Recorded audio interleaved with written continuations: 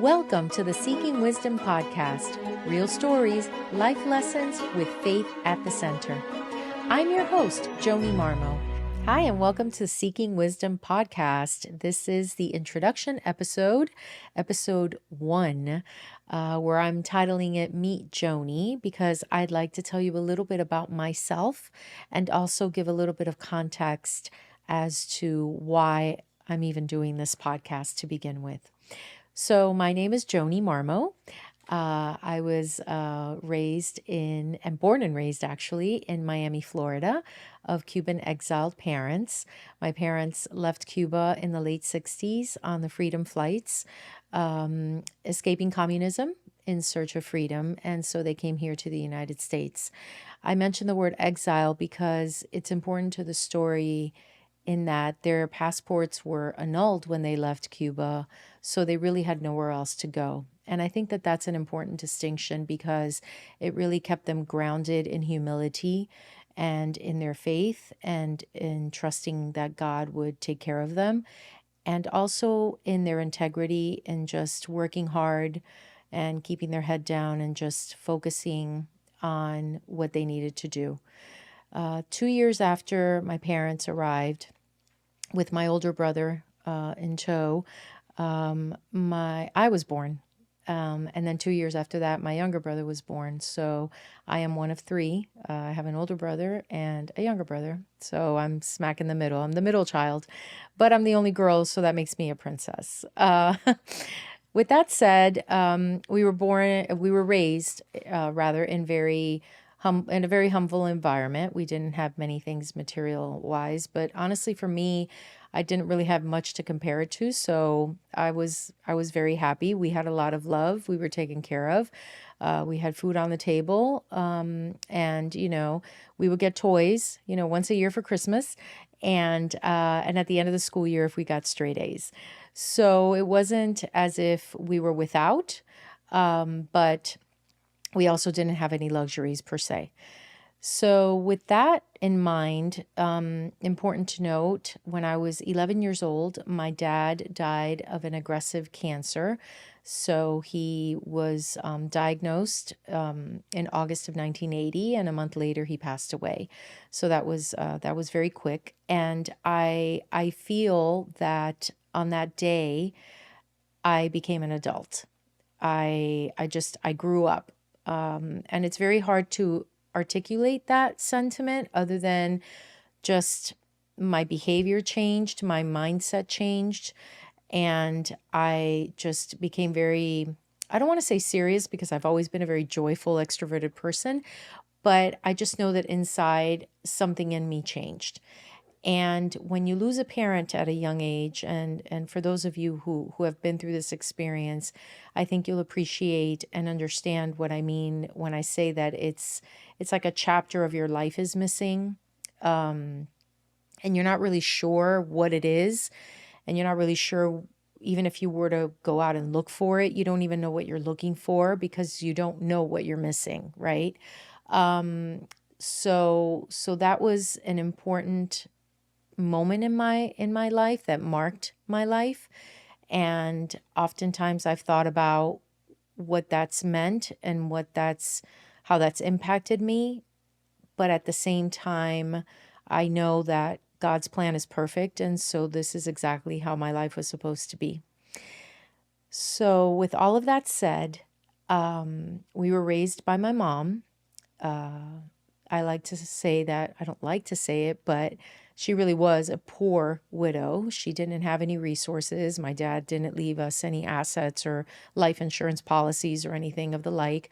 So my mom received some very little Social Security benefits from my father, and we had to start working early. So at a young age, as soon as we were able to work at 16, I started working at a local McDonald's, and the rest is history. I just had one job after another, and all of us did the same thing. We all started working at a very young age to help our mom make ends meet.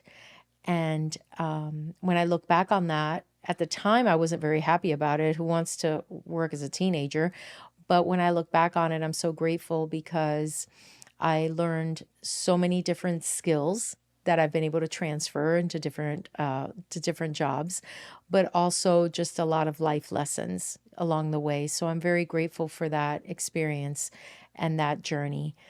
At the same time, ironically enough, and I really still don't know how she did it, other than to say that she sacrificed many things. But my mom put us through Catholic school. So we went to Catholic school from elementary all the way through high school. And with that said, we were born and raised Catholic. But also very interesting, even though my mom was extremely devoted and faithful, and in particular to the Sacred Heart of Jesus and also to the Catholic faith, and she taught us, the Catholic religion, and we had all of our sacraments. We weren't necessarily practicing Catholics in that we wouldn't go to church every Sunday or things like that. We would go to church on important days, but it wasn't something that we did all of the time. So for me, that practice has come later in my life, but that's a separate podcast where I'll talk about my faith journey and what my faith means to me. But I wanted to share that background and that context because it led to such a remarkable life and career that maybe I aspired to it, but it wasn't something that necessarily I thought I would accomplish. So while I was in high school back in the 80s, I was an 80s teenager, which was a great time. Music, everything was awesome. I knew I had to go to college, but it wasn't this enormous pressure that today's teenagers undergo in terms of having to go to college. But I said to myself one day, maybe I should go to college. And I started thinking about, what do I study? I don't know. What do I study? And one day I had this epiphany. I like to call them epiphanies, but now I know it's totally God and the Holy Spirit speaking to me. And I said, I know, I'm going to study television. Where that came from, I kid you not, literally the Holy Spirit, because there's no one in my family who ever studied television or was in the industry of television. But yeah, I was going to study TV. And so once I graduated from high school, I went to Miami-Dade College. So those of you that are from Miami, Miami-Dade College is a community college. At the time, now it's a 4-year college, but at the time it was a community college. I did my 2 years. I got my associate in arts degree, and then I went to the University of Miami. Go Canes!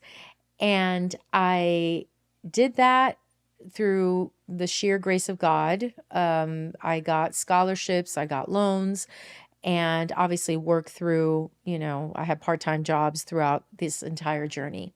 So as I was finishing, getting ready to graduate, my mom finds an article in the local newspaper, where this company, the Spanish language television network Univision, was putting together the facility in Miami nonetheless. So she mentioned it to me, and I spoke to my college advisor about it, who said, "Oh, I know a couple of students who work there." And she connected with them, and lo and behold, one of the students responded. The person who would become my first boss, Cynthia Hudson.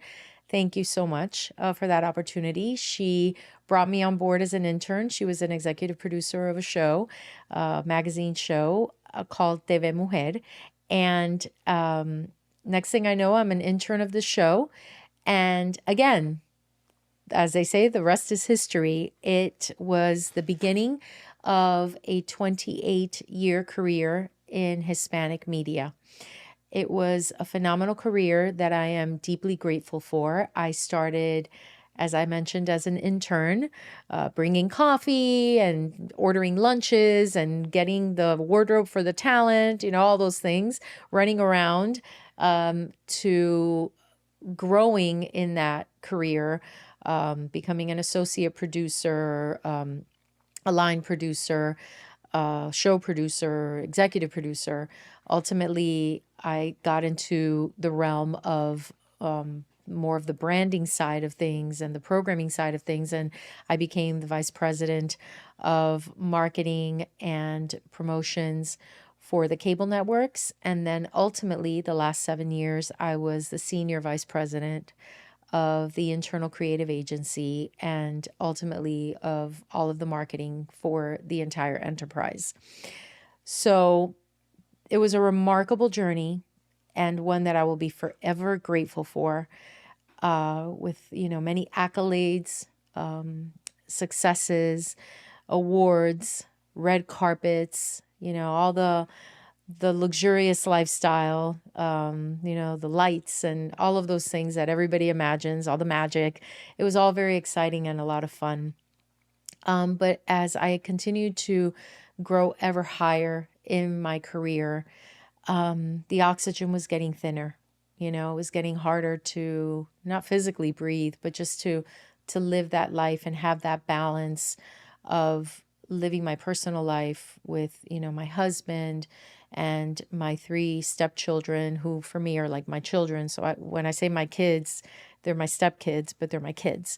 And my mom and my brothers and my aunts and uncles, my family. That was always very important to me, and it became harder and harder to juggle that work-life balance.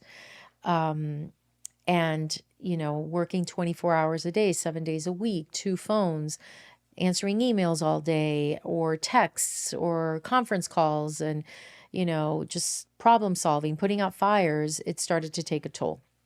But I continued to power through because, again, I go back to my beginnings. It was all about our work ethic, integrity, and just continuing to work. That was important. That was part of who we were. And so for me, there wasn't an option. And funny enough, I made 2 decisions in the same year in 2017 that little did I know would be the catalysts of major change that would come in my life. So the first was I went on a retreat, on a weekend retreat called Emmaus. For those of you who are Catholic or Christian, you may have done this retreat. For me in particular, it was a line in the sand. There's a before and after the Emmaus retreat. And it did something to me internally. It pierced my soul. It changed me as a person. And I will do a podcast episode just on my faith journey alone, because that in and of itself is a whole other story. But it's important to bring into the context of this story, because it really did delineate myself and who I am and my priority and my values. And so once I finished that Emmaus retreat, shortly thereafter, I decided that I wanted to go after another dream that I had never been able to accomplish, and that was to go to grad school. So I always wanted to get my master's degree in something, and I loved marketing so much that I really wanted to get that degree in marketing. And lo and behold, there was a program at Florida International University designed specifically for marketing. So it was a master's of marketing, and it was a 10-month program, and it was quite affordable in comparison to other programs. So I talked to my boss about it. She completely supported me. And in May of 2017, I applied. And in the fall of 2017, I started this program.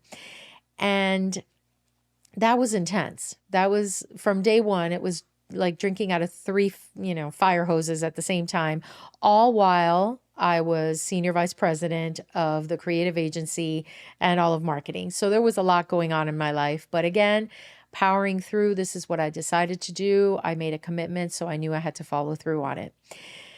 Little did I know that all of this was going to prepare me for what was to come in the year 2018. So in the beginning of that year, the company that I was working for decided that they would hire a consulting firm because they wanted to restructure the company and find hundreds of millions of dollars in savings. Now, many of you out there know what that means, but basically it's, cost reduction, and usually cost reduction involves major layoffs. So that project was about a 6-month project where I was traveling every week from Miami to New York to the corporate offices for these very intense meetings where we had to do deep dives on the financials of the departments, the processes, the functions of all the employees, and how all of these different departments were working one with the other. And that's how ultimately you net out and you figure out, what the decisions are going to be made and where you're going to make those cuts. So for us, we had to make some very difficult decisions where we were going to have to lay off essentially about 30% of our department, our workforce in the marketing area. So in that journey, I'm finishing my master's program as I'm doing my day-to-day job, as I'm involved very deeply in this very difficult project. And that took a toll on me, physically, mentally, as you can imagine, and also emotionally, because this is a company that I grew up in. I literally grew up in, worked my entire adult life in, and I was going to have to make decisions where I was going to have to let go of dear friends as well, not just colleagues, or employees, but friends. So it was a very, very difficult journey for me. And those of you who have been through this, I understand you. I understand what that is. A lot of people don't realize how difficult it is to have to make a decision to lay people off. Sometimes you have to remove yourself from it, and it just becomes a transaction, and that's the only way you can survive getting through it. It becomes transactional, but the after effects are very difficult on an emotional scale. And that's what happened to me personally. I was having a very difficult time. So once that was completed in terms of the decisions that were made, the CEO of the company left. And so everything was put to a halt. So we weren't going to move forward with the decisions that were already put on paper. And so now we're in a state of purgatory. Now we're just waiting as the new CEO comes in and makes his own assessments. While that was happening, then we were all in a state of limbo. I decided, well, you know what? Let me focus on my health here. Let me go to my doctors and get my annual checkups, et cetera, et cetera. And I had my annual mammogram where I was told that there was something unusual, and they recommended a biopsy. So, which of course I was freaking out. That had never happened to me before. So I moved forward with a biopsy, and this, what I'm about to tell you, is probably not believable, but it is true because fact is stranger than fiction. But in the span of 1 week, in 7 days, this happened. On Monday, July 23rd, I get the phone call from my doctor with the results of the biopsy, where she informed me that I had breast cancer. It was what they considered stage 0 breast cancer, but nonetheless, I had to go through the process of surgery and radiation and then follow-up treatment. So needless to say, that rocked me to my core. 2 days later, we had to move forward with the actions that were previously decided upon, where I had to lay off 30% of my workforce. So knowing that I had this breast cancer diagnosis that I'm still processing and trying to reconcile what all of that means for me and my future, I also had to basically discombobulate the lives of all of these people by telling them that their positions were being eliminated. So that was really, really difficult. But again, work ethic, professionalism, I had to pull it together and get it done. And so I did. And then a few days after that, I don't know the math, 4 days later, on Sunday, July 29th, I was in a cap and gown celebrating my graduation with my Master's of Marketing degree and all of my friends from cohort 5 in FIU celebrating our graduation. We survived. We did it. So let that sink in for a second. So in a span of 7 days, I had a breast cancer diagnosis. I had to lay off 30% of my staff, and I graduated. My dream came true. I graduated with my master's in marketing. And I remember that Sunday, I refused to let anything rob me of my joy.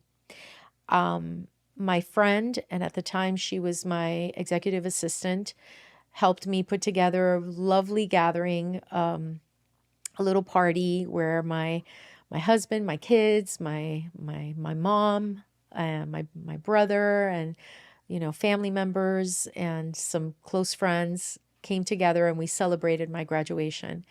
And I remember being so emotional and just crying and thanking everybody one by one as if I was winning some Oscar award or something. But I just felt like I needed to do that because even though I was told that I was going to be fine from this breast cancer diagnosis, for those of you who have heard that diagnosis and you've been told that you have cancer, it's a kick in the gut, and you just don't know. It's the fear that takes over, and you just don't know what's going to happen. So anyway, got through that. And a month later, I am lying down on an operating table, and I am undergoing the surgery. And in my case, I was very fortunate that the University of Miami Sylvester Cancer Center, which is where I got my treatments and my surgeries, they were offering in-operation radiation therapy. So within the surgery, I had the radiation treatment. And thankfully, all of that went well. But as a result, for the next 6 weeks while I was on medical leave, I was sleeping like a hibernating bear. I've never slept so much in my life. And I think it was a combination of everything that had happened leading up to this, all the hard work, so all the physical pains, all the work going into my master's degree, all the travel, the emotional journey that I had been through, and just obviously the surgery and the radiation. It put me to sleep. And so I would be in and out of sleep, and I rested so much, and I heard the voice of God. And I know that for many of you, you might be a little bit skeptical on that, but I promise you, I heard his voice loud and clear. And he told me more than once, because he knew that he knew me, and God knows us better than we know ourselves. And he knew that I was going to doubt this, or that I was not going to go through with it. But he told me more than once, don't go back to work. I don't want you there anymore. And I'm like, okay. And he also said, everyone is going through something. You're not the only one going through this. You're not the only one having a difficult time. Everyone is going through something. Start something. Start a platform. Do a podcast where you can allow people to tell their stories. Give an opportunity for everyone to share their stories so that we can all come together as a community and help one another and empathize with one another. And even though our stories are different, we can all have empathy for one another once we know that we're all going through something. So this just came to my heart, and God repeated it time and again. So finally, it was time for me to go back to work. And I did. I went back to work. And I took a couple of weeks to assess the situation and certain nuanced behaviors and things that happened at work. And I'm not going to get into that because I'm not one of these people, tell all people, but there were certain incidents that occurred that validated what I heard God tell me. And I said, okay, I'm going to go. And I spoke to my husband and I said, honey, I know we've talked about this in the past, but I need to make sure that you're okay, that I'm going to be walking away. Mind you, important to the story that I hadn't mentioned, he worked with me and he still works there. So, so he said, yeah, of course, it's okay. It's time for you to go. So I spoke to my boss and I resigned. And this was in October of 2018. And I stayed on through the end of that year. So I walked away officially in December of 2018. What a way to end a year.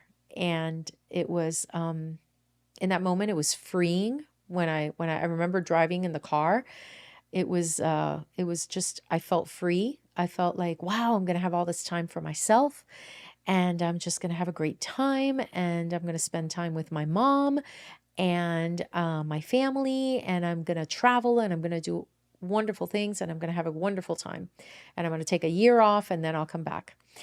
And that kind of sort of happened. I did enjoy my first year. I did travel. I did spend a lot of time with my mom. I took her to the Holy Land, which was a tremendous blessing and a gift. I went on a wonderful trip to Europe with my husband. And I did some small travel, within Florida, and I had a great time. And I also reinvented myself. I became an adjunct professor at FIU. I taught in the program that I studied in. I worked in ministry at the church. And because my faith was growing thanks to that Emmaus retreat that I mentioned earlier, I started growing even more in my faith, and I became more and more involved in my church. And that just brought me closer to God. And I was on fire, and I was working with teenagers in youth ministry, something that I would have never in a million years thought of. And again, that's another episode in and of itself. And as a result of that, I went back to my high school alma mater and taught theology to high school freshmen for a year, where I learned even so much more about my faith, because when you teach, you also learn. And I had a beautiful experience and a wonderful time doing all of that. But in all of that, the one thing that I didn't do was the podcast. And I always talked about it, and I kept going back to it, and I was talk to friends about it, and yeah, I'm going to do it. And I wrote down a bunch of different ideas, and I'm going to do this and I'm going to do that, but I never did it. And as I was writing some notes in preparation for this episode, I was asking myself, why? Why didn't I do this? Why has it taken me 7 years to sit in front of a microphone and a camera and just get this done? And in part, yes, I'm more comfortable being behind the scenes. That's what I chose to do in my career, but I've never been camera shy. I'm actually very comfortable in front of a camera and in front of a microphone. My younger brother calls me a ham, taking pictures and smiling and joyful. I'm a very extroverted person, but I nailed it, and I finally landed as to why it is that it's taken me so long. And it was fear of failure, fear of not being perfect, wanting to make sure that everything was perfect, because of course, if I was a previous senior vice president of a media company, how could I not do the ultimate production? And so all of those things held me back. And what I've come to realize, especially in this last year, is that it's not about perfection. It's not about failing. So what if you fail? You fall down, you know what? Pick yourself back up. You dust yourself off and you keep going. And you may have a scar or two, but that's okay, because those scars are actually a lesson that you learned. And so that's what's prevented me from doing it until now. Because in the span of 7 years that I walked away from my career listening to God's voice, a lot has happened to me. In addition to the reinvention of all these things that I did in my career and in my faith journey, I've been through a lot of health issues as well. I've had multiple procedures. The treatment that I was on for the breast cancer, I was on a tamoxifen medication. It affected my reproductive system, so I had to have a full hysterectomy as a result of that. That threw me for a loop in terms of just all sorts of symptoms, related to not having any hormones being produced in my body. So I went through full throttle menopause, and it just kicked me in my behind to keep this rated G. But it really hit me very hard.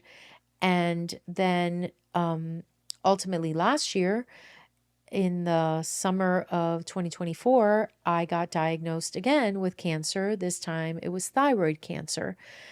And it was found because with all the doctor's visits and all the things that, that you have to go through when you're a cancer patient, they monitor you under a microscope. They found I had nodules in my thyroid. One of them had changed in shape. And so I had a biopsy, and lo and behold, papillary thyroid cancer. So that threw me over a cliff, even more so than the breast cancer. And even though I was told, hey, if you're going to have cancer, it's the best one to have. Yeah, but you don't want to have cancer at all, right? But still, I don't know. I can't explain it. It really threw me over an edge. So I had the surgery. It went well, but of course, every symptom under the book afterwards hit me. The healing of the scar wasn't as it should have been. I had a little bit of issues with my voice that thankfully were resolved. I wasn't feeling well. The doctors weren't able to get to the right dosage for the medication. And it was just very difficult. It was a very difficult, journey for me to get back to feeling like myself again. And then I also realized that it took a real big toll on my mom, who was a very faithful person. And generally speaking, even though she was in her mid 80s, she was generally healthy. But she was praying fervently. And a friend of my husband's said, there's no greater blessing than having a mom who prays. And yeah, I was blessed with that because my mom was a prayer warrior, man. She had direct connections with everyone in the celestial world. So I know she prayed fervently for me. But then ultimately in October of last year, of 2024, just 4 months after my surgery, my mom passed away suddenly of heart failure. And that was that. And so suddenly I lost my mom, who now I realize was my best friend. And again, another episode. So just write these down, guys. I don't know how many episodes I have now to share with you separately, but that was and has been and continues to be the most painful experience that I have been through in my life. And for those of you who are grieving, I see you, I hear you, I feel you. Grief is not linear, so be gentle with yourselves. Give yourself some grace, because it is a process, but it's not a linear process. And just when you think you're feeling okay, something will happen. Boom, a little thing will trigger a response that all of a sudden the floodgates open and you're crying and you don't understand why, because half an hour before you were fine. So I just wanted to also mention that it's okay to grieve and to say that you're not feeling well because you miss your loved one. So with all of that said, that is my journey up until today. That is the reason why I'm doing this podcast. It's had different iterations. It's had different names in all of these years. I landed on seeking wisdom because earlier this year I did a workshop to find my charism. And it is from the Catherine of Siena Institute. And I learned that charisms are the gifts that we have. We all have innate gifts and talents. So yes, you who are listening or watching, you have a special gift. You have a special talent that has been given to you when you were created. And we all have to just find it, right? But specifically, the charism is a gift that we have, that we all have. But that gift is to be shared with others. And so in this workshop, I learned that my charism is wisdom. And in all of these things that have happened to me throughout my life, one of the things that I've always said is, okay, what is the lesson that I have to learn here? And specifically in my later years in my career and in these past few years, I've really leaned on that. Okay, this happened to me. What do I need to learn from this? What's the lesson? And so in that is where the name Seeking Wisdom came about. So welcome to the Seeking Wisdom podcast. And what I'd like to do is to build a community of wisdom seekers.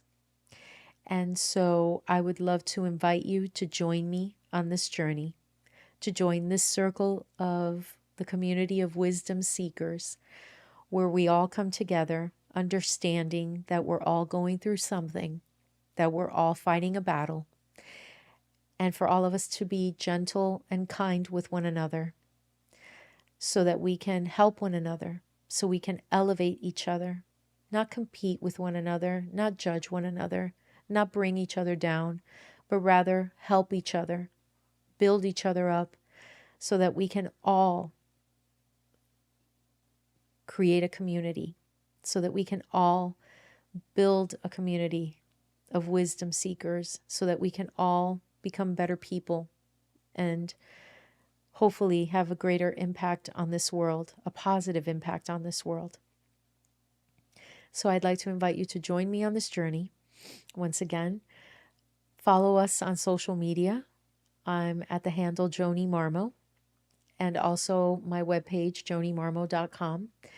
And you'll be able to see upcoming workshops and events that we'll be creating under the Seeking Wisdom umbrella. So for those of you who know me well, I wanted to end with this. I am a quote nerd, and I also lean on scripture as well to help me, get inspired.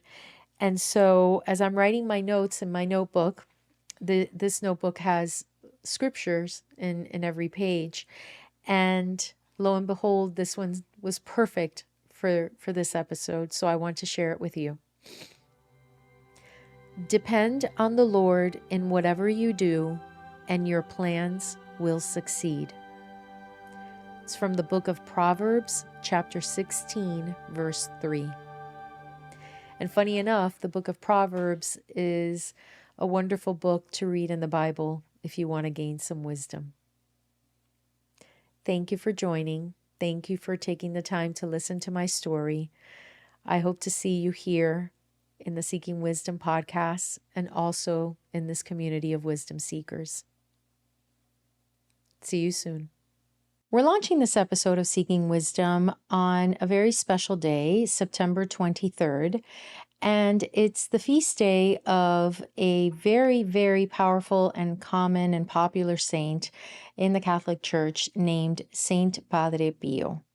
And why did I choose this date? Because lately I've been receiving many messages from Padre Pio, just a lot of notifications, a lot of quotes from him. And in particular, I've been reading this book named Padre Pio and You by Mary O'Regan, and I'm only halfway through the book, little over halfway through the book, and it's just been such a powerful read. I've gotten to know this saint so much more closely thanks to her work and everything that she researched to let us know about this man's life and how holy he was and everything that he went through, all the persecution that he went through. He received the stigmata for over 50 years, and he lived in a lot of pain and suffering, but yet he lived for Christ. And it was such a remarkable story. He was a saint of our times. He died on September 23rd, 1968. And so as we were getting closer to deciding on a date for the launch of this podcast, I thought that there was no better date than Padre Pio's feast day to just begin this journey. I hope and pray that he blesses me and he blesses all of us that are part of this project, and that everything that we are able to communicate through this platform is in some way helpful to you as you listen or watch us, depending on the platform that you're using, so that you can feel inspired and motivated. So that's why we chose September 23rd as our launch date. Saint Padre Pio, pray for us. And there's a great quote of his that I love, which is, he would say, pray and don't worry. And so I try to, as best as I can, apply that to my daily life as much as possible. Pray and don't worry. Thank you for joining us in today's episode of the Seeking Wisdom podcast. My prayer is that something you heard today sparked courage and insight for your road ahead. If something in this conversation moved you, share it with a friend, like, subscribe, leave a quick review or a comment so that more people can hear about these stories of faith and resilience. Lastly, I'd like to invite you to join this circle of the community of wisdom seekers. Connect with us on social media at the handle @Joni Marmo, or visit jonimarmo.com so we can keep this conversation going. And remember, you are never alone, and wisdom is waiting in your story.